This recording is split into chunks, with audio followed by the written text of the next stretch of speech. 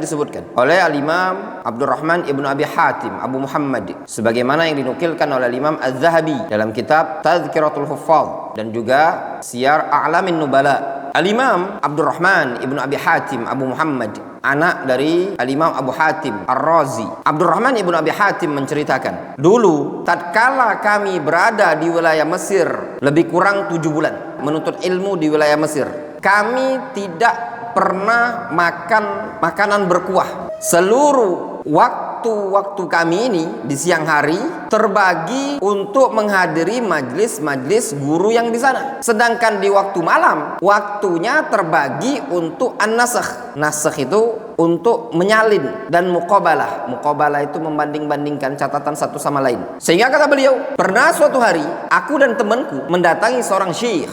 Kata orang-orang, syekh lagi sakit, ustadz lagi sakit. Ya ikhwan, antum bisa bayangkan semangatnya mereka dalam menuntut ilmu. Ketika mereka datang ke suatu majelis, dikasih tahu kalau guru yang mengajar di majelis tersebut sedang sakit, tidak bisa ngajar. Akhirnya pulang, tidak jadi hadir di majelis tersebut. Kemudian kata Abdurrahman ibn Abi Hatim, ketika perjalanan pulang, kami mendapati di tengah jalan ada ikan segar yang membuat kami terkagum, yang membuat kami takjub. Kata Abdurrahman ibn Abi Hatim, lalu kami pun membelinya. Dibeli gitu loh, ikan ini tadi.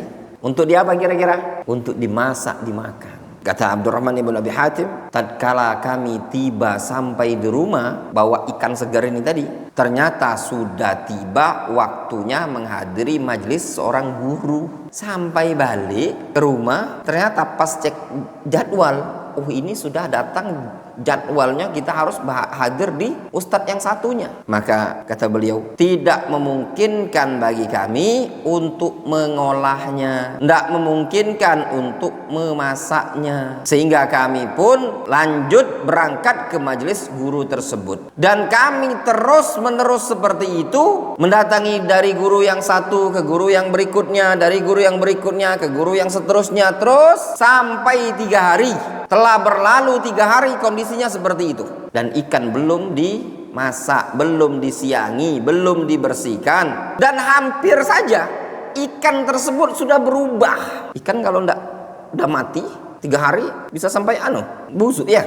Antum bisa bayangkan, ini ikan di Mesir, bukan kayak kita ini ada rawa-rawa. Kata Abdurrahman ibn Abi Hatim, 3 hari itu hampir saja sudah berubah busuk gitu loh. Sehingga kami pun memakan ikan tersebut dalam keadaan ni'an, dalam keadaan mentah. Apa alasannya mereka memakan ikan mentah-mentah? Kata Imam Ibnu Abi Hatim, karena kami tidak ada waktu luang untuk menyerahkannya kepada orang yang manggangnya. Jangankan mereka mau manggangnya, antum bayangkan jangankan mereka yang mau masaknya, jangankan mereka yang mau gorengnya, waktu mereka untuk nyerahkan kepada tukang panggang pun tidak ada gitu loh. Apalagi waktu mereka harus disiangi, digoreng. Saking padat waktunya mereka menuntut ilmu, waktunya untuk dikasihkan kepada tukang panggang itu tidak ada. Kalau di zaman sekarang gampang, beli ikan antum bawa ke mat'am. Nah itu menunjukkan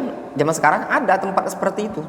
Tapi kalau di Mesir mungkin tidak ada, atau nggak ada waktu mereka gitu loh untuk menyerahkan seperti itu. Tidak ada waktu. Mungkin kalau kita sudah kasihkan tukang panggang, kita sambil merojaah bisa gitu kan. Tapi mereka tidak ada waktu untuk jalan ke tempat tukang panggang gitu loh. Kemudian Al-Imam Ibnu Abi Hatim menulis suatu ungkapan yang beliau sampaikan. Kata beliau, la yustata'ul ilmu bi rahatil jasad. Sungguh ilmu itu tidak bisa didapatkan dengan badan yang rohah, badan yang santai, yang senang-senang. Tidak akan mungkin ya ikhwan. Kalau antum ingin mendapatkan ilmu, maka antum harus berletih, bercapek, berlelah. Badan antum harus merasakan penderitaan. Bagaimana menderita dan letih, lelah menghadiri majelis ilmu. Bagaimana antum merasakan kelaparan, bagaimana antum merasakan rehla dalam menuntut ilmu. Dan kalau antum menikmati indahnya ilmu, sungguh ana katakan kepada antum, tidak ada nikmat yang paling nikmat dalam hidup seorang talibul ilmi kecuali tatkala dia berada di majelis ilmu. Oleh karenanya sebagian para ulama salafun saleh mereka mengatakan, kalau seandainya para raja mengetahui akan nikmat yang kami berada pada saat ini, niscaya mereka akan merebutnya dari tangan-tangan kami.